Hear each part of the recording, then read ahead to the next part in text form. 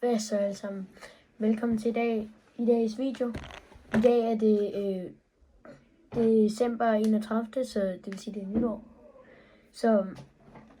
Og der kommer nok til at være noget fyrværkeri, som der larmer lidt, men lad os hoppe ind i videoen.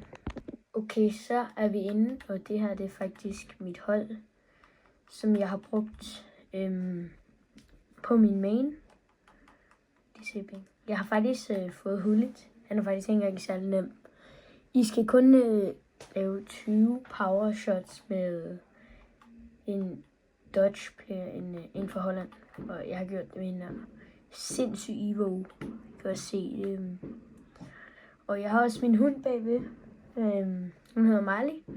Jeg skal nok lave et face reveal, når jeg rammer 10 subs. Og så viser jeg også min hund.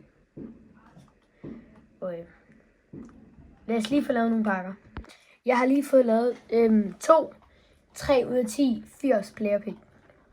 Jeg gad ikke rigtig lave resten. Så let's get. Hvad synes I? Skal jeg åbne trekant eller bare X?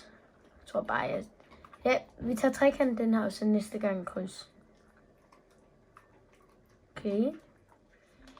Jeg tror faktisk, at Lard kan godt bruges til en Evo, jeg ved det ikke.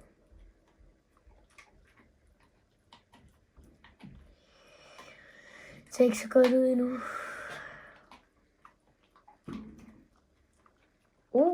Walkout, nice. Ikke lige det bedste, men stadig. Tager bare høje rated, og så tager jeg med Lard. Og så den her, den skipper jeg. Okay. En Bomo, han kunne passe ind i en Evo. Jeg tager Telemans, en Bomo.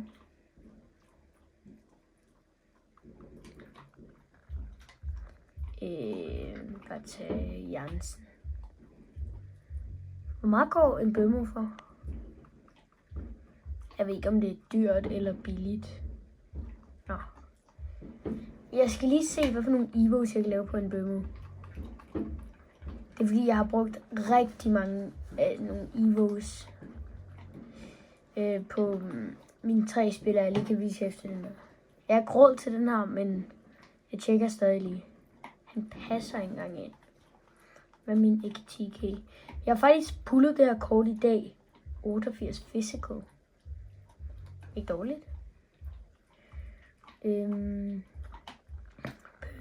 Nej, det giver bare. Jeg ved ikke. Jeg har set den der sindssygt populære Hector Ford Evolution, men jeg overgår bare ikke at lave den. To be honest, hvem gider faktisk at lave alle de der? Han passer ind i den her, lad os se. Okay, faktisk ikke dårligt. Og plus, han har fået 82 i physical. Hvor meget havde han før? Han havde 76. Men se det her Pulisic-kort. Jeg ved ikke, om I kan se hans stats, men de er faktisk rimelig gode. Men dog, Mbeumo, han er jo bare sådan lidt hurtigere i gamet. 90 acceleration og 87 sprint speed, 88 pace. Og lad os lige compare ham til Mahrez. De har de samme. Okay, Mahrez er hurtigere, men I kender jo godt Claudia Pina. Hun har jo kun 79, men hun føles meget hurtigere.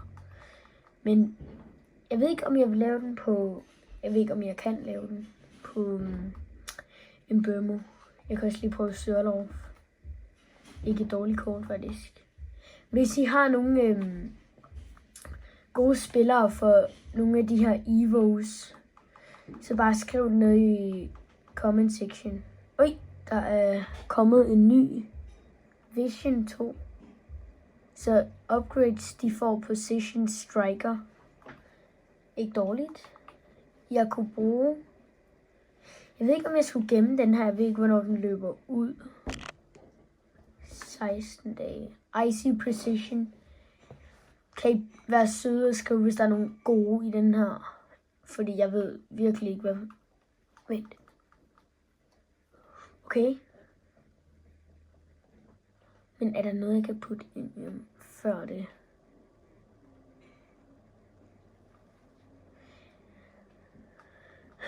hende her. Nå, men i hvert fald, hvis der er nogen, der har nogle gode evos til de her, så bare skriv det ned i kommentarfeltet. Okay? Som jeg lovede før, vil jeg gerne lige vise jer mine evos. Så til at starte med, så har vi den her Dooku Evo, som jeg har haft siden starten. Han er en Day 1 Legend.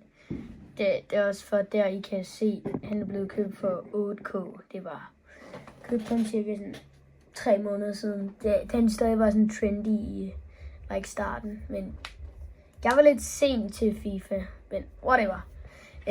Han har spillet 100 kampe, og de der stats er faktisk ikke så gode. 25 mål scoret, 23 assist. Og lad os hoppe videre til den her. Jeg har puttet hende i... Det er... Jeg ved ikke, hvordan man udtaler hendes navn. Lechuta. Jeg har puttet hende i left-sided attacker 2 gange, kan jeg huske. Og grund til at jeg scorede så mange mål med hende, det er bare fordi, at jeg har spillet squad battles for at lave alle mine evos færdige. På Dooku og hende her. Og prøv at se de her stats, de er afsindig gode. Sindssygt. Og heading accuracy 81.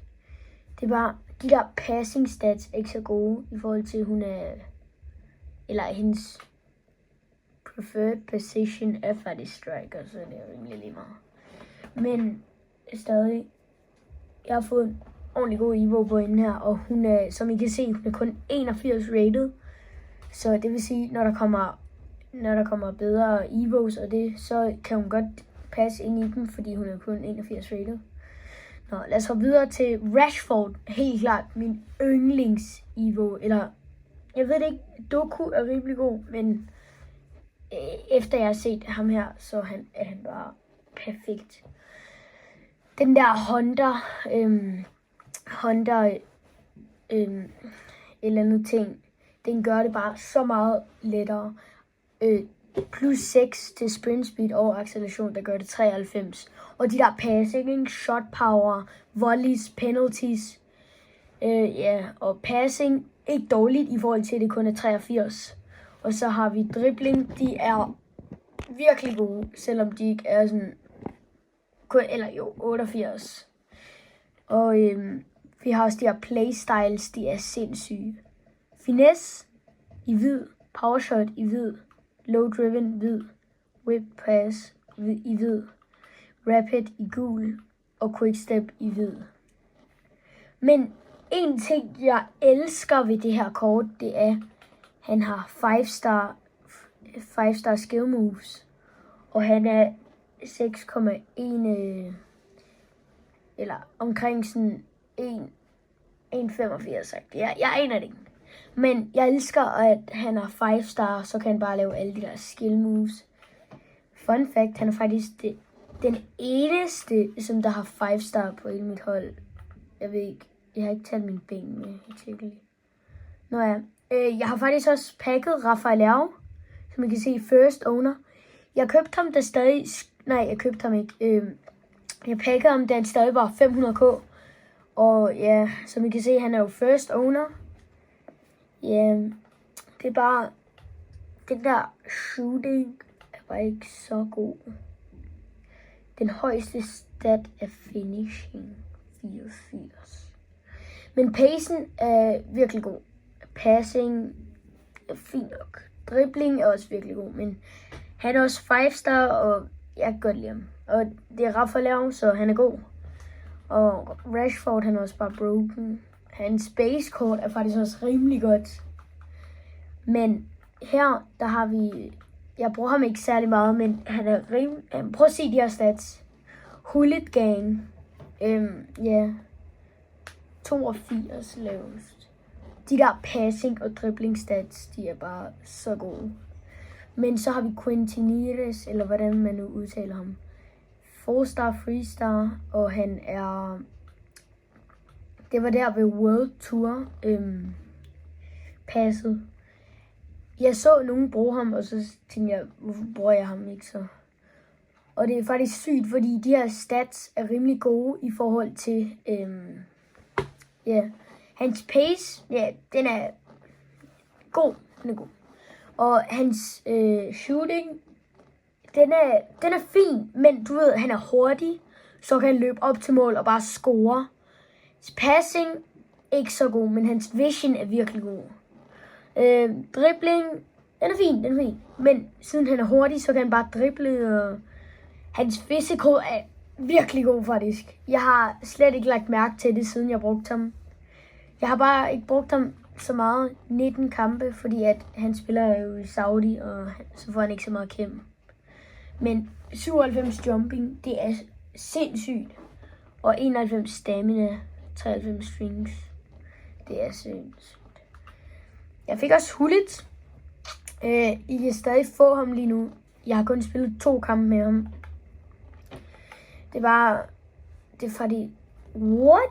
Han er 4-star, 5-star. Og de her stats er allerede gode. Jeg har set den der populære Evo til Hullet, men hvem orker at lave alle de Evos på ham? Så er Stanway. Hun er også Hullet gang faktisk. Men playstyle, det lader jeg ikke mærke til. Nærmest alle passing playstyles. Det er sygt. Og det jeg bare elsker, det er, at hun har intercept. Jeg har kun brugt hende 1 kamp, men hun var rimelig god. Jeg pakkede Due. Han er fin, men det er bare... Og så har jeg Marmouche her. Jeg købte ham for 2,3k i starten, da jeg begyndte at spille. Jeg ved godt, han ikke er så meta mere, men han er heller ikke så god mere. Men stadig rimelig godt kort. Og så har vi Mahrez Evo. Virkelig godt, fordi I alle sammen ved, Mahrez, han er virkelig god til at drible, og så er bare sat passing på ham. Pace og shooting. Ja. Og det her Pulisic-kort, jeg købte ham kun for at få kæmpe til Rafael Leao, fordi jeg har ikke andre Serie A end Marquisio, og så blev det bare noget lort, fordi så kunne jeg ikke have Rashford ind, ikke Pina. Men de her stats, de er sindssygt gode.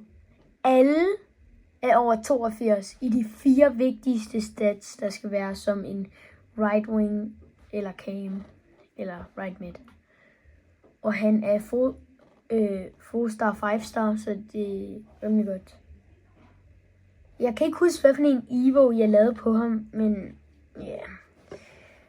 Nå, lad os åbne nogle flere pakker. Jeg fik ikke recordet min 3 ud af 10 80 plus player pick, men ja.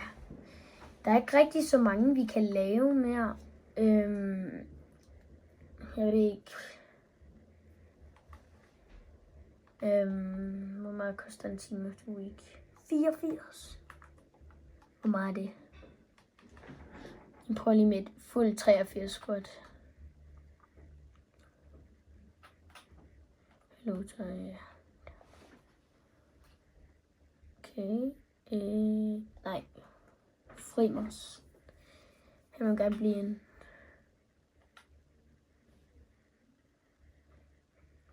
Skal jeg tage den her ind? Ja. Vi risker. Men jeg gemmer på Katutu til noget andet. Tag bare Schüller ind. Ja, det er godt. Okay, nu har vi en Team of the Week. Hvis vi får noget godt ud af den, så ved jeg ikke, hvad jeg skal gøre med den. Om jeg bare skal beholde den, eller jeg bare skal putte den ind i 10 gange 82. Okay, det er ingen workout, så vi skipper bare. Et eller andet viske. Cordeia. Okay, men vi fik en dårlig, så det er rimelig lige meget. Så laver vi den bare. SBC. Upgrades. Jeg har ikke rigtig nok foder til at lave de der broken Winter Wildcard players. Men jeg vil virkelig gerne have den der... jeg kan ikke huske, hvad han hedder, men han er... Galeno. Ja, det er den hedder. Virkelig gerne have det kort. Det er... man kan putte så mange gode Evos på det. Og ja. Virkelig godt. Nå, men lad os lige få lavet den her. Okay. Ja. Så har vi pakken. Jeg ved ikke om... Ja, lad os bare åbne den. Nej, det er ikke engang en walkout.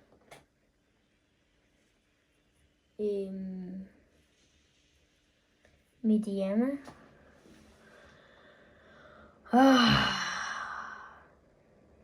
Nej.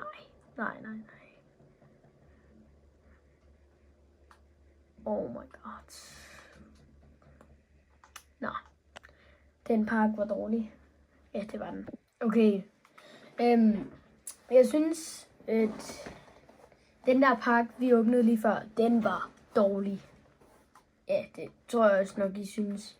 Fik ikke engang en walkout. Ikke engang det bedste, vi fik, var 85 plus. Nå, jeg synes, vi skal rate mine spillere. Jeg har ikke spillet Weekend League, men jeg synes, vi skal rate dem fra Rivals kampe og ja, hvor gode de er. Og vi starter i mål. Mamardashvili, han er kæmpe. 6-6, og han fylder bare hele målet. Altså på den gode måde. Ikke på, ja. Ja, han laver rimelig gode saves, men jeg vil nok give ham en 7 ud af 10. Næste Konaté, han er kæmpe. Upamecano, han er også kæmpe, men jeg tror Upa, han er lidt større, men Konaté, jeg kan godt lide den der, den her bruiser, den er virkelig god, når man kommer omkring den. Men i alt vil jeg nok give ham 7,5. Synes jeg er fair. Mukilele, jeg har kun haft ham den her uge, men han er et special card. Han har sliding tackle plus. Han har faktisk den her anticipate. Den elsker jeg at bruge på min centerbacks. Og ja, han er virkelig sådan, han er hurtig. Han kan spille right back. Men jeg tror faktisk, jeg vil give ham 7. Yeah. Balde, hurtig. Virkelig hurtig. Var ikke de bedste stats på defend, og ja. Yeah. Passing er faktisk rimelig god. Men ja, han har anticipate. Det forventede jeg også, fordi han er virkelig god til at tage bolden. Han outpacer bare alle dem der på kanten. Jeg vil give ham 8,5. Ja. Yeah. Så har vi Frimpong. Hold det helt. Han har 94 pace. Det er jo sindssygt. Jeg ved godt, hans physical og defending ikke er særlig god, men han har 84 dribling, og den der 74 passing. Det er rimelig godt, og han har slide tackle plus. Han burde også have de her 2. Det var det, jeg forventede. De her quick step og rapid. Han har taget rimelig mange, men 7,5 også til ham. Så rykker vi op til midtbanen. Marquisho. Jeg ved ikke, om I alle har taget den der Hero Pack endnu. Gratis Hero Pack. Jeg fik Marquisho.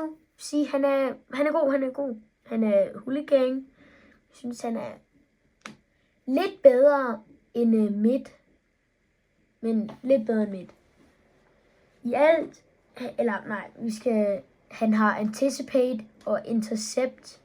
Det er meget godt i den midfield, når de bare spiller op til deres angriber. Og så er han også long ball pass. Den bruger jeg rigtig meget. Den har first touch, der er ikke rigtig brug for den, fordi i FIFA, der tager de bare altid sådan nogle gode touches. Han har også press proven og long throw in. Det gør ikke særlig meget. Men i alt vil jeg nok give ham 8,5. Ja. Yeah. Så har vi vores nye Evo, Lechuta. Virkelig god. Det er bare, hun ikke viser endnu helt. Jeg tror, jeg fik lavet Evo'en færdig i går eller forgårs. Men indtil videre, ja, jeg ved godt, jeg har spillet 47 games på 3 dage. Det er rimelig meget. Men det er også bare squad battles. Så, ja. Men i alt, jeg ved godt, hendes stats er gode, og hendes playstyles er også virkelig gode. Det er bare, hun mangler den der finesse, det er derfor, den ikke altid går ind ude fra boksen. Den der low driven er virkelig god, og jeg ved ikke, hvordan hun har incisive plus med 73 passing. Men ball control technical er rimelig god. Ja, og den der first touch har vi ikke rigtig. Rapid, ja. Fordi jeg tror, at hende med quick step vil hun være sådan lidt for... Man kan ikke sådan rigtig styre hende. Men i alt... Ja, jeg ligger imellem en 8 og en 8,5. Lad os bare sige 8,25. I ved jo, en kvart ud af... Ja. Nå, lad os have videre til Rashford. Oh my god, jeg elsker ham. Altså ikke på den måde, men... Ja. Ja, det jeg elsker ved ham, det er, at han har de der 5 stars skill moves, som jeg allerede har sagt, da vi team-reviewede. Ja. Han går for sådan... De der stats er bare virkelig gode, og han føles meget hurtigere på bolden, på grund af at jeg puttede den der Honda chemistry star på ham. Så det gør meget bedre i shooting og i pace. Det er bare det vigtigste. Og dribling, der er han allerede god. 88 dribling. Højeste stat af alle. Rash giver jeg nok en 9'er. Okay, så er vi nået til Claudia Pina. Hun er som sagt bare virkelig god. Hun er virkelig hurtig. Hun har god dribling, god shooting.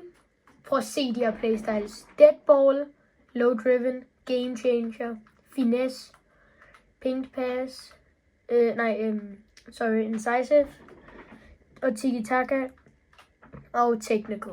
Det er bare sindssygt godt. Men jeg overvejer at sælge hende til coins. Yeah. Jeg ved det bare ikke. Men i alt vil jeg nok give hende 9,5. Nej, lad os sige 10. Nå, lad os så videre. Jeg glemte at vise jer min Rivals Rewards. Jeg kom i Div 7. Jeg filmede det ikke, men i hvert fald, jeg fik ham her. Nathan Tella. Det er faktisk nogle gode stats, men jeg vil ikke rigtig bruge ham, og siden der heller ikke noget Bundesliga-kæmp i mit hold. Og så har vi Manueke. Jeg vil gerne overveje at prøve det her kort, men det er bare... Jeg har allerede Doku, og... Vent, har han lige så gode stats som Doku? Ja, næsten. Det er bare, Doku føles bedre på bolden, kan I sådan høre mig? Og så fik jeg også nu her i... Jeg tror, jeg fik hende her i forgårs. Så hvad fik jeg mere? Jeg fik også... Nej, jeg tror faktisk ikke, jeg fik så meget mere. Jeg fik 2 Team of the Weeks til at lave 10x82.